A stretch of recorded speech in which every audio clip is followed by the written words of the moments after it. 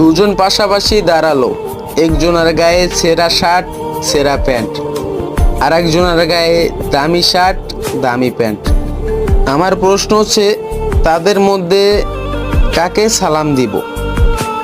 নিশ্চয়ই যার কাছে দামি শার্ট দামি প্যান্ট আছে তাকে।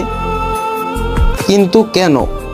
পাশের জন যার কাছে ছেঁড়া শার্ট ছেঁড়া প্যান্ট, তাকে কেন সালাম দিব না? সে গরিব বলে? আমাদের দুনিয়াটা এখন এমন হয়ে গেছে যে আমরা পোশাক আশাক দেখে মানুষকে বিবেচনা করি, তাই না? এসব আর কতদিন? কিন্তু এখন কেন এত অহংকার? কেউ তো আর টাকা পয়সা নিয়ে কবরে যেতে পারবে না, শুধু শুধু পাপ কামাই করছে দুনিয়ায় বসে। ভালো হয়ে যায় চলো সবাই।